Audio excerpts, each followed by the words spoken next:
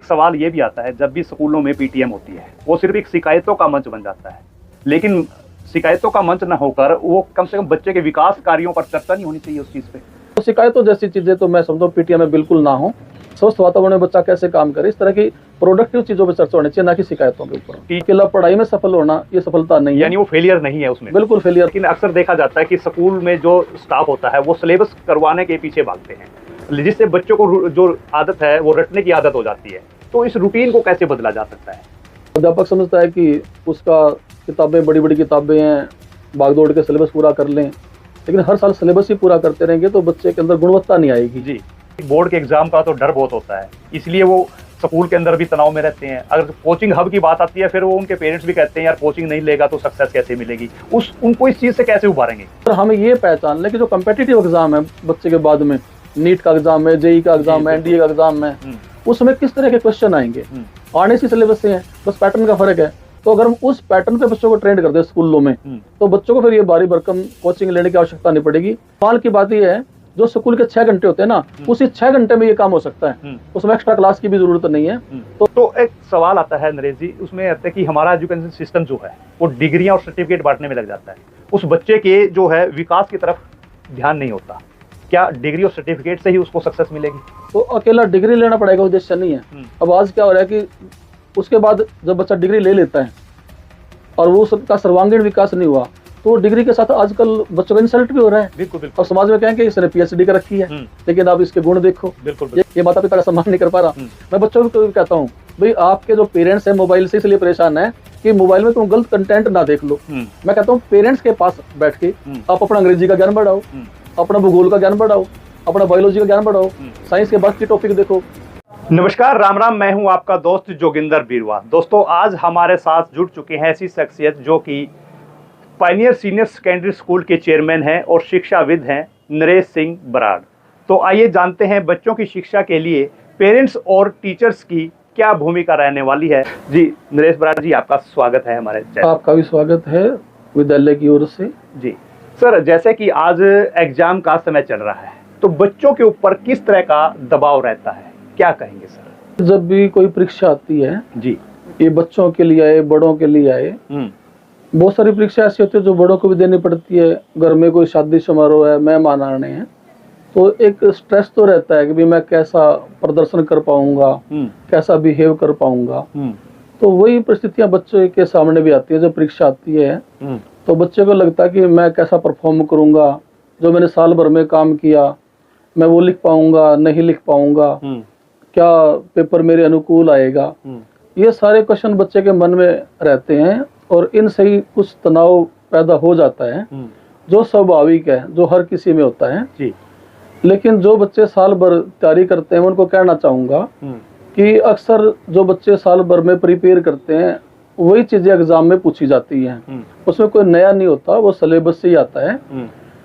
काफी जो लगनशील बच्चे हैं वो साल भर में अच्छी तैयारी कर लेते हैं और पेपर में भी अच्छा प्रदर्शन करते हैं। 90% बच्चों का प्रदर्शन अच्छा रहता है जी। लेकिन इसके साथ साथ जब बच्चों को पता चल जाए, जैसे अब आज की बात करें, अभी बच्चों के एग्जाम में कुछ गैप है, कुछ दिन बाकी हैं, और आजकल बोर्ड एग्जाम में आप देखते होंगे कि हर पेपर के बीच में 3, 4, 5 गैप भी आते हैं। तो बच्चों को इस गैप का बेहतर इस्तेमाल करना चाहिए। जब बच्चों का एक पेपर हो गया, अगले पेपर में 4-5 दिन का एक बीच में गैप आता है, उसमें मेहनत से काम करेंगे तो बच्चा कोई तनाव नहीं मानेगा जी। बस बच्चा तनाव पे सोचने की बजाय अपने काम पे सोचे तो उससे फिर वो तनाव का भी एक अच्छा समाधान हो जाता है जी। और मैं बच्चों को आश्वस्त करता हूँ कि जो आपने पढ़ा है आप तनाव मत मानिए। आपने पढ़ा है, आप अच्छा परफॉर्म करेंगे। अगर आप कम भी पढ़े हैं तो आप अब पढ़ लीजिए, पेपरों के बीच में जो गैप आएगा उसमें पढ़ लीजिए तो आपका तनाव अपने आप दूर हो जाएगा। यानी आप कौशल पे ध्यान दें, स्ट्रेस पे ध्यान ना दें। हाँ जी जी। बराड़ साहब, एक सवाल आता है कि क्या प्रतिशत नंबर लाना ही अच्छा है? कौन बच्चा अच्छा है, जो अच्छे अंक लेकर आए या वो एक अच्छा इंसान बने? मेरे करीब 35 साल के एजुकेशन के सफर में मैंने ये देखा कि कई बार जिन बच्चों का अच्छा प्रतिशत आता है मैं मानता हूँ वो अच्छे कामयाब होते हैं जी। लेकिन मैंने वैसे बच्चे भी देखे हैं जिनका बेहद कम प्रतिशत है, औसत बच्चे हैं बिल्कुल, और खाली पास हुए हैं। और जो उनके अंदर बाकी स्किल्स होते हैं बच्चों के अंदर, उनका वो इस्तेमाल करके वो सफलता में उन बच्चों से भी आगे निकल जाते हैं। तो जिंदगी के अंदर जो पढ़ाई है अकेला वो रोजगार के लिए नहीं होती। शिक्षा जो होती है कि आदमी का व्यक्तित्व का विकास करती है जी। शिक्षा जीवन है, तो शिक्षा को जीवन को बेहतर बनाने के लिए शिक्षा प्राप्त करें। अन्यथा जो एक अच्छा नागरिक है वो तो पूरे समाज की डिमांड है। आप शिक्षित हैं, आपके मार्क्स अच्छे आते हैं, लेकिन आपके संस्कार अच्छे नहीं, आप मर्यादित नहीं हैं, तो समाज में आप स्वीकार नहीं हो सकते। इसलिए जो संस्कार हैं, जो मर्यादाएं हैं और जो अच्छा नागरिक है वो एक शिक्षित व्यक्ति से भी बेहतर नागरिक होता है। लेकिन बराड़ साहब, इसमें बात आती है, पेरेंट्स जो है दूसरे बच्चे का रिपोर्ट कार्ड देकर अपने बच्चे की तुलना कर देते हैं। ये मेरा मानना है, लेकिन ये गलत है। हाँ, तुलना करना तो बिल्कुल गलत है। बस तुलना करनी है तो अपने बच्चे के पिछले समय से आज के समय की तुलना कर सकते हैं। कि मान लिया हमारा बच्चा एक साधारण बच्चा है जी, वो पहले 40% नंबर लेता था, तो उसने आज 45 ले लिए, तो उस तुलना को आप देखकर उसमें बच्चे की प्रशंसा करें कि उसने अपना सुधार किया है। लेकिन अन्य बच्चों से तुलना करना गलत है। हर बच्चे का अलग अलग परिवेश है जी, अलग अलग बैकग्राउंड है, तो उसकी मानसिक क्षमताएं भी अलग अलग हैं, तो पेरेंट्स की भी हालात सबके अलग अलग हैं। तो उसमें तुलना करना एक बच्चे के साथ न्याय संगत नहीं होता। तो पेरेंट्स को बच्चों की परस्पर तुलना नहीं करनी चाहिए। नरेश सर, आपने कहा कि 35 सालों का मेरा अनुभव है, लेकिन कई बार देखा जाता है कि बच्चा पढ़ाई के अंदर तो कमजोर होता है, लेकिन किसी भी फील्ड के अंदर, आर्ट हो या स्पोर्ट्स हो, उसके अंदर अव्वल आता है, लेकिन सिस्टम जो है उसको फेलियर मान लेता है। वैसे अब लोगों की धारणा इस मामले में बदली है। जो बच्चे अन्य क्षेत्रों में आगे बढ़े हैं उनकी समाजी प्रशंसा आज के दौर में कर रहे हैं। जैसे आप देखेंगे नीरज चोपड़ा जी हैं जी, अब जेवलिन में अच्छा परफॉर्म किया है तो हमारी सेलिब्रिटी है। कई कला के क्षेत्र में है, सलमान खान है, अब उन्होंने इतना नाम कला क्षेत्र में कमाया तो पूरी दुनिया में उनका, भारतवर्ष में कम से कम बड़ा नाम है। तो आजकल बहुत सारे ऐसे क्षेत्र हैं, सचिन तेंदुलकर हैं, दंगल की वो बेटियां हैं हमारी, बबीता फोगाट, गीता फोगाट, ये जो लड़कियां हैं, तो इनकी पढ़ाई को कोई नहीं देख रहा। तो जब सफलता किसी भी क्षेत्र में सफलता है, वो पढ़ाई के क्षेत्र में है, खेल के क्षेत्र में है, कला के क्षेत्र में, संस्कृति के क्षेत्र में है, तो हर किसी को सफल ही माना जाएगा अगर उसने अपना प्रदर्शन किसी भी क्षेत्र में अच्छा किया है। तो इसमें कोई दो राय नहीं है कि सफलता हर क्षेत्र की सफलता होती है। अकेला पढ़ाई में सफल होना ये सफलता नहीं है, यानी वो फेलियर नहीं है, उसमें बिल्कुल फेलियर नहीं है। कहीं भी उसने अपने स्किल का यूज कर लिया और अपने आप को कोई बच्चा आगे लेके गया है तो वो एक सफल इंसान माना जाएगा। सर, आप स्कूल चला रहे हैं, लेकिन अक्सर देखा जाता है कि स्कूल में जो स्टाफ होता है वो सिलेबस करवाने के पीछे भागते हैं, जिससे बच्चों को जो आदत है वो रटने की आदत हो जाती है। तो इस रूटीन को कैसे बदला जा सकता है? अब इसमें सिलेबस का जो मामला आपने बताया, अध्यापक समझता है कि उसका किताबें, बड़ी बड़ी किताबें हैं, भागदौड़ के सिलेबस पूरा कर लें, लेकिन हर साल सिलेबस ही पूरा करते रहेंगे तो बच्चे के अंदर गुणवत्ता नहीं आएगी जी। तो जरूरत है कि उसकी अवधारणा को क्लियर करना किसी सब्जेक्ट की जी, जिसको कंसेप्ट आजकल इंग्लिश में बोलते हैं। तो अगर उसमें टीचर ने कम पार्ट को अच्छे से भी कर लिया तो फिर बच्चे के अंदर एक प्रोसेस जाग उठता है, बच्चा स्वयं करने लगता है। सिलेबस में सारा प्रेशर टीचर के ऊपर है, वो उसमें सारा साल खुद लगा रहता है। खुद लगने से बात नहीं बनेगी, आप कुछ कंसेप्ट की क्लैरिटी करें, भले इसमें टाइम ज्यादा लगाएं, फिर उसमें बच्चा शामिल हो जाएगा उस गतिविधि के अंदर। हाँ, क्योंकि जो शामिल बच्चा होगा वो खुद की लगन से काम करेगा तो आपका सिलेबस भी जल्दी पूरा करवा देगा। क्योंकि सिलेबस की बात हुई है, उसमें कहा कि लेकिन बच्चों को रटने की आदत हो जाती है, वो समझ नहीं पाता उन चीजों को, उन बारीकियों को। रटने का कोई उपयोग नहीं होता, ना तो वो रटना किसी एग्जाम में काम आएगा, ना जीवन में काम आएगा। जो समझ से जितना पढ़ा है, जितनी उदाहरण उसकी क्लियर हुई है, जितने कंसेप्ट क्लियर हुए हैं, एग्जाम में भी वही लिख पाएगा और आम सामाजिक जीवन में भी वैसे व्यवहार कर पाएगा। तो टीचर को इस मानसिकता से तो निकलना पड़ेगा कि सिलेबस पूरा करवाना ही शिक्षा देना है। आज के दौर में बच्चों को अवधारणा क्लियर करवाएं, कंसेप्ट क्लियर कराएं, जो उसके अंदर दिया है, जो बेसिक समझ उससे इंसान को मिलनी चाहिए, उस पर फोकस होना चाहिए, ना कि सिलेबस कंप्लीशन के ऊपर। तो सर, इसमें संस्थान का कोई दबाव तो नहीं होता शिक्षक के ऊपर, भाई आपने सिलेबस ही पूरा कराना है? न संस्थानों का ऐसा कोई दबाव नहीं होता। हर स्कूल चाहता है कि मेरा बच्चा इंटेलिजेंट बने, समझदार बने। और आजकल सब पढ़े लिखे लोगों को पता है कि जो रट्टा प्रक्रिया है, इससे ना तो इंसान के अंदर समझदारी आ सकती, ना वो एग्जाम के अंदर अच्छा परफॉर्म करेगा, और ऐसा बच्चा कोई स्कूल की प्रशंसा भी नहीं करेगा बाद में। अगर उस ऐसी शिक्षा देंगे जो जीवन में काम उसके आई नहीं जी। तो अगर बच्चे के ज्ञान की तरफ जाएं और सिलेबस की बात को गौण करें, सिलेबस अपना पूरा हो जाएगा, सिलेबस की कोई दिक्कत नहीं है। 12 महीने का समय होता है अध्यापक के पास। सिलेबस भले ही 2 बार हो जाए, कोई दिक्कत नहीं है, 1 बार हो जाए, लेकिन सही तरीके से हो जाए, जिससे बच्चा कनेक्ट फील करे। और अब बच्चा कनेक्ट नहीं हुआ, सिलेबस को आप 10 बार करवा दो, रट्टा है, वो एग्जाम में भूल जाएगा। तो रट्टे की प्रक्रिया एक सही प्रक्रिया नहीं है। तो टीचर को इससे बचना चाहिए। और स्कूलों का ऐसा कोई प्रेशर नहीं होता कि सिलेबस इतने टाइम में पूरा करवाना है। बात इस बात के ऊपर है कि बच्चे प्रदर्शन अच्छा करें, बच्चे पढ़ाई अच्छी करें। जी सर, इसमें एक सवाल ये भी आता है, जब भी स्कूलों में पीटीएम होती है, वो सिर्फ एक शिकायतों का मंच बन जाता है, लेकिन शिकायतों का मंच न होकर वो कम से कम बच्चे के विकास कार्यों पर चर्चा नहीं होनी चाहिए उस चीज पे। स्कूल संचालन इतने लंबे समय से करने के बाद मेरी ये समझ में नहीं है कि हम सब का फोकस है बच्चे का उत्थान, बच्चे का भविष्य निर्माण। उसमें उसके कुछ स्तंभ हैं, जिसमें स्कूल का मैनेजमेंट एक स्तंभ है, बच्चे की शिक्षा एक अलग से स्तंभ है, उसमें उसके अभिभावक का रोल है, और सबको मिलकर काम करना है बच्चे के ऊपर। बच्चे का खुद का भी रोल है। तो जो पीटीएम है, ये शिकायतों का मंच ना होकर इसमें बच्चे के बारे में डिस्कस किया जाए। उसकी आदतें कैसी हैं, उसका स्वभाव कैसा है जी, उसका बेटरमेंट कैसे किया जा सकता है, और उस काम में अध्यापक कैसे सहयोग कर सकते हैं, और अध्यापक पेरेंट्स से कैसे सहयोग ले सकते हैं, इस बात पे चर्चा होनी चाहिए। और शिकायतों से तो उल्टा बच्चों का मोरल डाउन होता है, बच्चे का स्वाभिमान पे चोट लगती है। तो शिकायतों जैसी चीजें तो मैं समझता हूँ पीटीएम में बिल्कुल ना हो।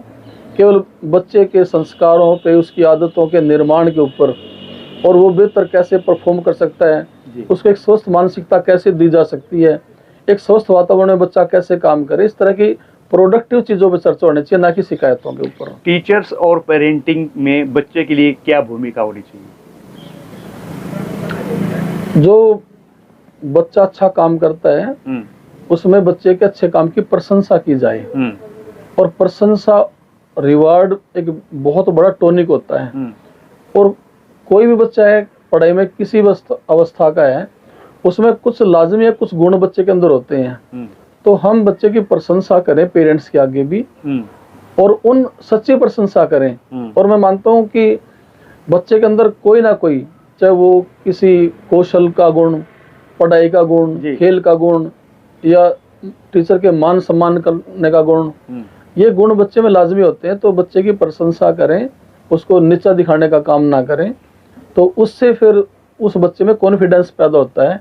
यानी बच्चे की एक्टिविटी समझने की जरूरत है कि वो किस क्षेत्र में अव्वल हो सकता है। बिल्कुल, उस पर बात करनी चाहिए कि उसके क्या स्कोप है, उसके अंदर क्या स्किल है, कितना इंटेलिजेंस है बच्चे के अंदर, वो कितना मेहनती है, या उसकी मेहनत को कैसे बढ़ाया जा सकता है। तो ऐसे पॉजिटिव चीजों पर डिस्कशन होना चाहिए बच्चे के मामले में जी। और डिस्कशन के अंदर जो उसका रिजल्ट है उससे बच्चा प्रेरित होना चाहिए, ना कि डिस्करेज जी। तभी ऐसे पेरेंटिंग का या पीटीएम का लाभ बच्चे को मिलेगा। सर, कोविड के बाद से एक इंडस्ट्री लगातार जो है ग्रोथ कर रही है, वो है कोचिंग हब। और इस सोशल मीडिया के दौर में अक्सर देखा जाता है कि माँ बाप हो या स्कूल का स्टाफ हो, वो कहते हैं कि कोचिंग ही है तो बच्चे को एक जागृत करने वाली है। वो दबाव क्यों? क्या स्कूल संपन्न नहीं है इस चीज़ में भी बच्चे को स्टार्टिंग से ही उभारा जा सके? इसमें एक आम धारणा समाज ने बना ली है कि कोचिंग से बेड़ा पार होगा। हमारे एक्सपीरियंस में कुछ ऐसे बच्चे हैं जिन्होंने खाली स्कूल से शिक्षा ली और उन्होंने बड़े बड़े एग्जामों को क्लियर किया। ऐसे काफी बच्चे मेरी नजर में, मैं चर्चा करूंगा, थोड़ा लंबा हो जाएगा। जी जी जी, बताएं सर। जो इसमें जो पढ़ाई का जो सिलेबस है बच्चों का, जो एग्जाम कोई बड़े से बड़ा एग्जाम है, उस एग्जाम में भी इसी पाठ्यक्रम से प्रश्न पूछे जाते हैं बच्चों से। हाँ, बिल्कुल। अगर स्कूल स्तर पर जो आपने कहा कि अगर रट्टा विधि को छोड़ के उसका कंसेप्ट क्लैरिटी की तरफ अगर स्कूल जाएं जी, या पेरेंट्स उस बात को समझें, तो बच्चे को कोचिंग की आवश्यकता नहीं है। इसी सिलेबस को अच्छे से पूरा करके बच्चा बड़े से बड़ा एग्जाम पास कर सकता है उसमें। लेकिन आजकल कुछ ये देखा देखी, जिसको रीस बोलते हैं अपनी भाषा में, ये हो गई, और इसमें बच्चों के साथ बहुत ज्यादती हो रही है। बच्चा घर से दूर रहता है जी, उसका वहां जाके मन नहीं लगता, बच्चा अपने घर का खाना नहीं खा पाता, उससे उसके शरीर पे भी इफेक्ट पड़ता है। और जो इमोशनल नीड उस बच्चे की होती है पेरेंट्स के पास रहने की, छोटी छोटी जरूरतें जो बिल्कुल पेरेंट्स से पूरी करता है, बच्चा उससे वंचित हो जाता है। तो उसमें हमने बच्चे को एक इंसान ना समझ के मशीन बना दिया, जैसे कि मशीन से काम लेना है। तो जैसे कि हमारा तो अपना अनुभव है, हमारे पास एक बच्ची पढ़ती है 5वीं क्लास में जी, उसका नाम कोहिनूर है और सफेदों से है। मुझे बड़ा जानकर खुशी, उसका फादर खुद मेरे पास आया, उसके घर में किसी का CET का एग्जाम था जी, उसके चाचा का, वो एग्जाम दे आया और उसने वो क्वेश्चन पेपर जब घर में लेके आया तो हमारी 5वीं क्लास की लड़की ने सारा क्वेश्चन पेपर सोल्व कर दिया, 5वीं क्लास की लड़की ने CET का एग्जाम का। तो ये स्कूलों में जैसे हम कोशिश कर रहे हैं बच्चों का, थोड़ा हमने चैलेंज लिया कि हमने इस बात को पहचाना कि बच्चों से बड़े बड़े जो एग्जाम होते हैं कैसे क्वेश्चन पूछे जाते हैं। हमने टेस्ट किया नवोदय स्कूल के थ्रू, सैनिक स्कूल के थ्रू, या हमने बहुत सारे ओलंपियाड आजकल होते हैं उसके थ्रू कि क्या चैलेंज है, किस लेवल के क्वेश्चन है और क्वेश्चन का पैटर्न क्या है। अब बड़ी बात क्या है कि हम बच्चों को जैसे बोर्ड एग्जाम के लिए तैयार करते हैं या स्कूली एग्जाम के लिए तैयार करते हैं, अगर हम ये पहचान लें कि जो कम्पिटिटिव एग्जाम है बच्चे के बाद में, नीट का एग्जाम है, JEE का एग्जाम है, NDA का एग्जाम है, उसमें किस तरह के क्वेश्चन आएंगे, आने सी सिलेबस से है, बस पैटर्न का फर्क है। तो अगर हम उस पैटर्न पे बच्चों को ट्रेंड कर दे स्कूलों में, तो बच्चों को फिर ये भारी भरकम कोचिंग लेने की आवश्यकता नहीं पड़ेगी, ना घर से दूर जाना पड़ेगा और ना इतने बड़ी राशियां जो लोग अपने सामर्थ्य से बाहर जाके खर्च करते हैं वो भी खर्च नहीं करना पड़ेगा। ये कोचिंग का पार्ट स्कूलों में समानांतर चल सकता है। और कमाल की बात ये है, जो स्कूल के 6 घंटे होते हैं ना, उसी 6 घंटे में ये काम हो सकता है, उसमें एक्स्ट्रा क्लास की भी जरूरत नहीं है।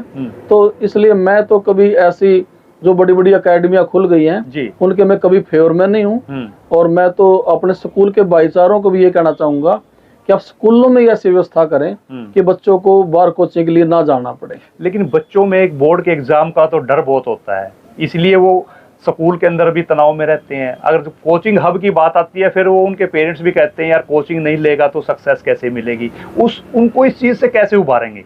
मैं बच्चों को भी समझाता हूँ और काफी पेरेंट्स से भी मेरी चर्चा होती है PTM में या वैसे भी ऑफिस मीटिंग में।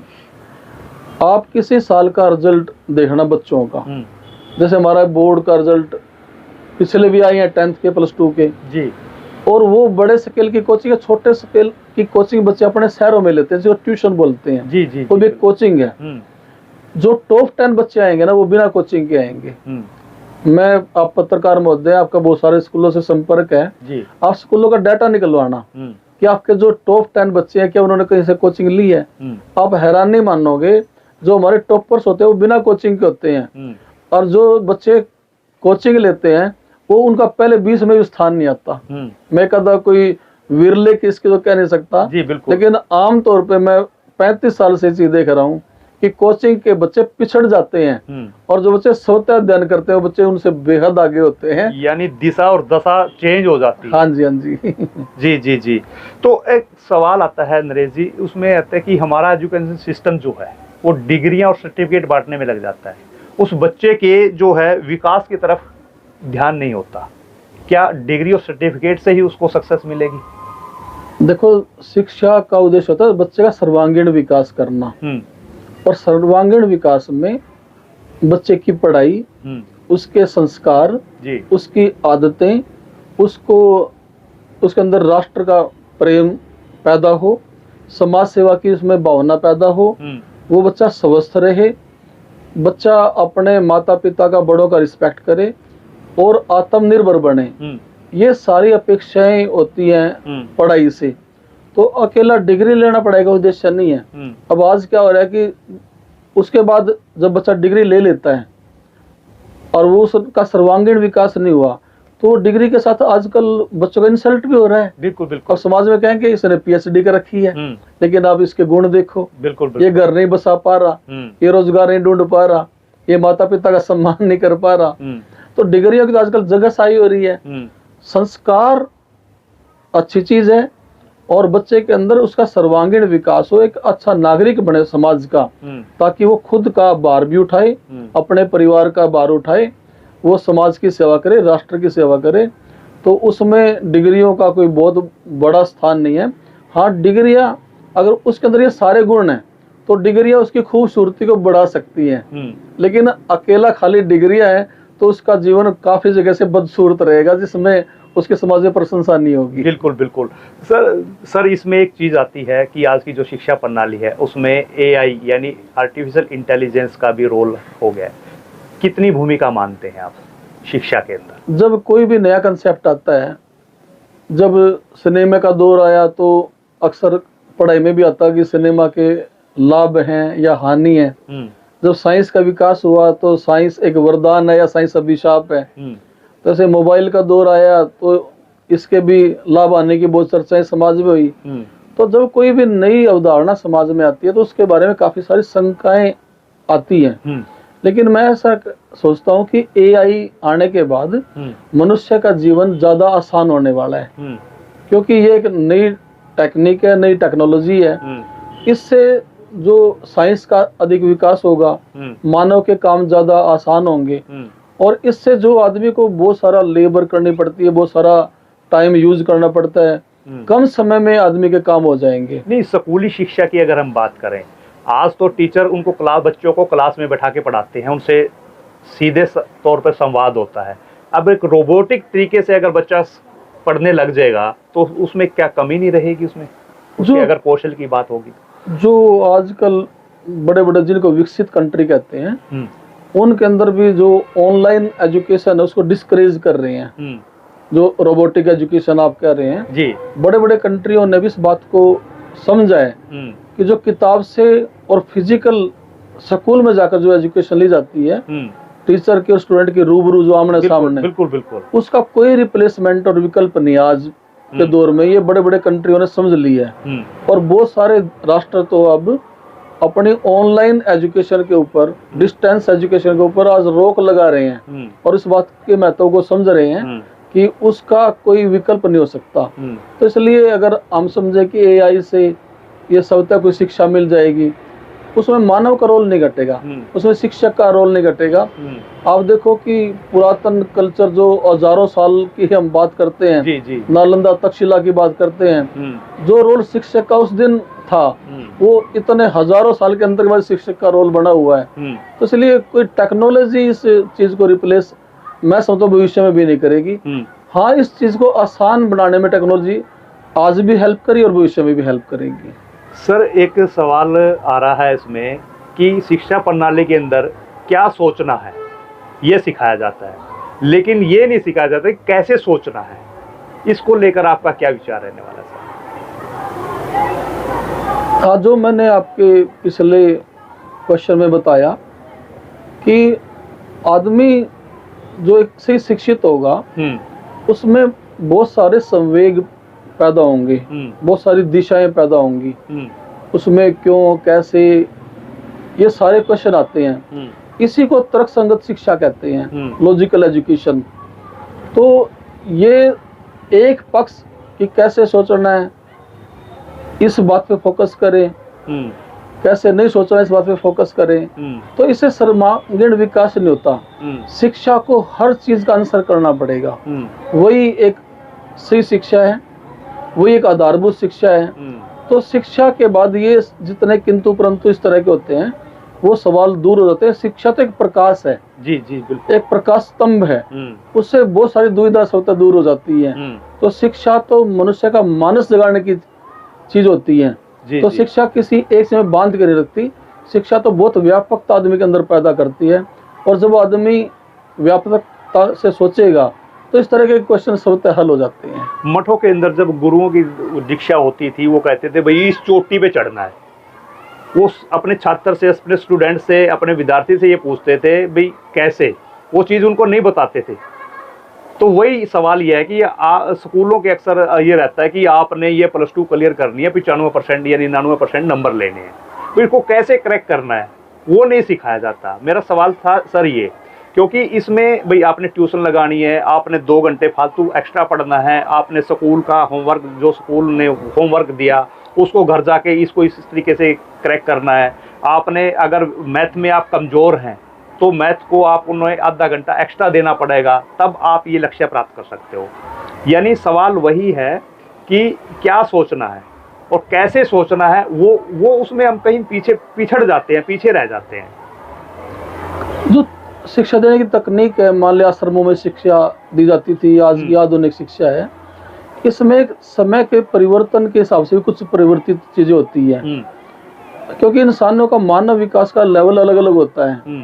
तो जब शिक्षकों को ये लगा कि उसको खाली टारगेट पे फोकस करें जी, और वो दाएं बाएं ना सोचे, बस वो केंद्रित रहे कि उसको ये अचीव करना है, तो उन्होंने फिर बाकी चीजों से डिस्ट्रैक्शन जिसको बोलते हैं उसको हटाने के लिए एक लक्ष्य दे दिया कि आप इस लक्ष्य पे केंद्रित और लक्ष्य पे रह के काम करें। जैसे कहते हैं कि अर्जुन को मछली के आँख का लक्ष्य था, बिल्कुल बिल्कुल बिल्कुल, तो ताकि उसका ध्यान दाएं बाएं ना जाए। तो इसी तरह, लेकिन आज का जो टाइम है वो एक चीज में बंधने का टाइम नहीं है कि उसको गुरु सिर्फ ये बताए कि ये करो, बिल्कुल बिल्कुल, और इसके अलावा कुछ ना करो। आजकल समय पारदर्शिता का है, और आजकल नए बच्चे के अंदर तो ढेर सारे क्वेश्चन है, बिल्कुल बिल्कुल, वो सब तक क्वेश्चन कर लेगा, और गुरु को छुपाएगा तो फिर वो शंका में जिएगा। और जो आदमी शंका में जीता है, जैसे अर्जुन जी की बात करते हैं कि वो किम कर्तव्य मूड हो गया, बिल्कुल बिल्कुल, और फैसले नहीं ले पाया, निर्णय की स्थिति आ गई। तो आज का गुरु अगर ऐसा होगा, उसको एक चीज में बांध देगा तो बच्चे में अनिर्णय की स्थिति आ जाएगी, बिल्कुल बिल्कुल, तो वो कोई फैसला नहीं कर पाएगा। तो आज का दौर पारदर्शिता का, ट्रांसपेरेंसी का दौर है, उसमें बच्चे को हर किंतु परंतु क्लियर करना पड़ेगा, उसको आज के बच्चे को बंधा नहीं जा सकता जी, तभी उसका संपूर्ण विकास होगा। सर, स्कूल चला रहे हैं, काफी संख्या है छात्रों की, छात्राओं की, क्या क्या कठिनाइयां जो हैं वो सामने फेस करनी पड़ती हैं आज के युग में शिक्षा प्रणाली के अंदर? देखो, वैसे तो लंबे अनुभव के बाद ये जो छोटी मोटी चुनौतियां आती है हमें कठिनाइयों के तौर पर नहीं लगती। मैं आपको बताऊं, ये हमारी रोजमर्रा की जिम्मेवारियां हैं।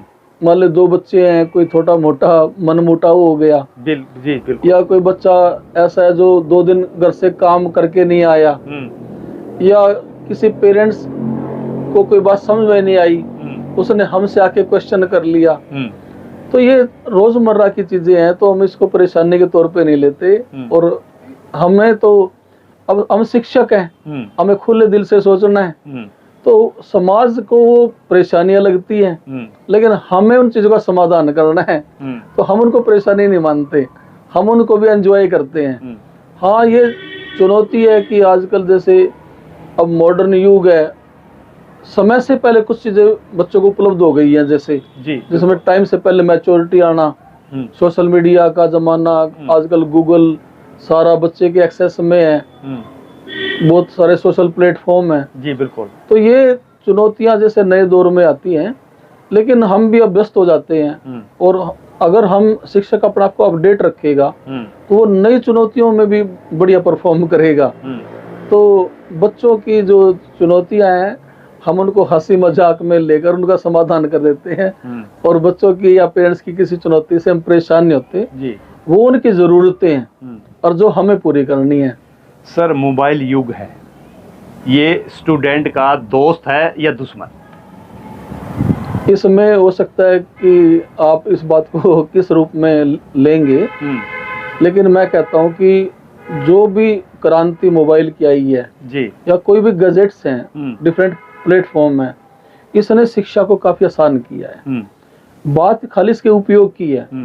मैं तो खुद असेंबली में कहता हूँ स्टाफ को, जम के फोन का यूज करो, लेकिन अपने शिक्षण के कौशल बढ़ाओ, टेक्निक सीखो, एक से एक एक्सपर्ट, एक से एक मोटिवेटर, ट्रेनर, ऐसे उनके अच्छे अच्छे वीडियो हैं जो आप बच्चों को बेहतर कैसे पढ़ा सकते हैं, बच्चों का कंसेप्ट कैसे क्लियर कर सकते हैं। और ऐसे ही अगर बच्चे को देखे, पहले आप देखते ब्लैक बोर्ड होता था चाक से चौक समझा चलता था, दिया, बिल्कुल, आज बिल्कुल। मार्कर से समझा दिया। बिल्कुल, आज स्मार्ट क्लासेस के वो हाँ, बन गई टोटल। लेकिन आप चौक से मार्कर से अब दिल को कैसे समझाओगे, हार्ट को, अब ब्रेन को कैसे समझाओगे, अब लंग्स को कैसे समझाओगे, समुद्र झीलें कितनी दूर है उसको कैसे समझाओगे, पहाड़ों को कैसे समझाओगे, और ये मोबाइल में सारा कुछ आ गया। यानी पुरानी पद्धति को चेंज करके नया आयाम जो है बच्चों हाँ को जी, दे हाँ दिया। जी। तो इसने पढ़ाई को बहुत आसान किया है।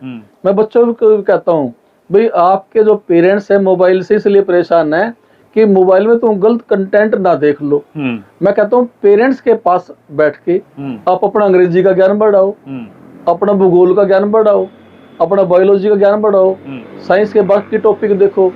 आपके पेरेंट्स निर्भय हो जाएंगे कि बच्चा अच्छा उपयोग करता है। मैं कहता हूँ फिर आपको वो टाइम पे रिचार्ज भी करवा के देंगे, बिल्कुल बिल्कुल, और उसे अपग्रेडेड फोन भी देंगे। उसका सही इस्तेमाल करना जरूरी है, मोबाइल से डरने की जरूरत नहीं है। तो मैं बच्चों के अंदर मोबाइल के नाम पे कोई डर नहीं बैठाता। मैं कहता हूँ इसका उपयोग करो, लेकिन इसका अच्छा उपयोग करो, और ये आपको हेल्प करेगा। बच्चों से लगातार मिलते हो, उनके पेरेंट्स से भी मिलते हो, एज ए मेंटोर बच्चों में आज क्या कमी नजर आ रही है आपको? बस थोड़ा सा कुछ समय से ये देखने में आता है कि पेरेंट्स जो उनकी खुद की चुनौतियां हैं, आर्थिक चुनौतियां हैं, सामाजिक चुनौतियां हैं, उसमें वो थोड़ा ज्यादा व्यस्त हो गए हैं और वो बच्चों को समय नहीं दे पाते। पहले ऐसा होता था कि आदमी के पास समय होता था, ऐसे पुरातन धंधे होते थे कि खेती बाड़ी करने तो सब इकट्ठे ही हैं, बिल्कुल बिल्कुल, घर का प्रोग्राम है तो सारे इकट्ठे हैं। तो आजकल थोड़ा सा हमें लगता है कि थोड़ा सा गैप है पेरेंट्स और बच्चों के बीच में। तो उसके कारण जो कहते हैं माता पिता प्रथम शिक्षक हैं बच्चे के, हमारा नंबर बाद में आता है। तो जब वहां से कमी रह जाती है ना, उस कमी को फुलफिल करना हमारे लिए भी मुश्किल होता है। तो मैं थोड़ा पेरेंट्स से रिक्वेस्ट करूंगा कि हम ये महसूस करते हैं कि आपका और ज्यादा जुड़ाव बच्चे के साथ होना चाहिए। आप बच्चे के साथ थोड़ा टाइम पास करो, आप बच्चे से बात करो, हमारे शिक्षा के बारे में बात करो, स्कूल के बारे में बात करो, अध्यापक के बारे में बात करो। अगर आपको स्कूल में कोई कमी नजर भी आती है आप हमें कन्वे करो, लेकिन आप बच्चों से जुड़ें। वो जुड़ा हुआ बच्चा हमारे पास तो 10-12 साल पढ़ेगा, लेकिन पेरेंट्स के तो आजीवन काम आएगा, और उसका खुद का लाइफ अगर अच्छा बनेगा तो वो जीवन में सफल होगा, आत्मनिर्भर बनेगा और सुख में जीवन जिएगा। तो मुझे ये लगता है कि आज के पेरेंट्स को, माता पिताओं को थोड़ा सा बच्चे से दूरी की वजह नजदीकी बनाना चाहिए, मैं महसूस करता हूँ। क्या कोई ऐसा केस आया बच्चे ने अपने विचार जो है फैमिली पारिवारिक जो है आपसे साझा किए हो, भाई हमारे को ये दिक्कत आ रही है? हाँ, उसमें पिछले महीने की बात है, एक छात्रा का व्यवहार ऐसे नजर आया हमें कि वो उसका सामान्य व्यवहार जैसे उसका नहीं हो पा रहा था। थोड़ा सोचने का तरीका बदल गया, थोड़ा गुस्सा आ गया, चिड़चिड़ापन आ गया, और उस तरह से हमें लगा कि भाई बच्चा, अच्छे घरों के बच्चे हैं तो ऐसा व्यवहार में परिवर्तन क्यों है। बिल्कुल बिल्कुल। तो उसका फिर हमारे एक सीनियर टीचर ने, महिला टीचर ने जब बात करी तो बच्चे ने खुल के बताया कि मुझे अकेलापन महसूस होता घर में, पेरेंट्स मुझसे ढंग से सही बात नहीं करते, और वो अकेलापन मुझे खाता है और वो डराता है, तो जिसके कारण फिर मेरे अंदर चिंताएं घुस गई हैं और वो तनाव में परिवर्तन आ गई हैं, और उस तनाव के कारण मेरा स्वभाव चिड़चिड़ा हो गया है। तो हाँ, कोई कोई केस ऐसा आता है जिसके अंदर वो लक्षण भी आते हैं। तो इसलिए मैं इस बात पे जोर दे रहा हूँ कि आप बच्चे के साथ शामिल रहिए, उसकी एक्टिविटी में शामिल रहिए, उस बच्चे का फिर सही अर्थों में सही विकास होगा और वो बच्चा ज्यादा उपयोगी बच्चा बनेगा। यानी माँ बाप न बनकर उसका एक मित्र बने। जी जी, हाँ जी। तो हमारे साथ चर्चा करने के लिए नरेश बराड़ जी, आपका बहुत बहुत स्वागत, धन्यवाद। जी, आपका भी धन्यवाद।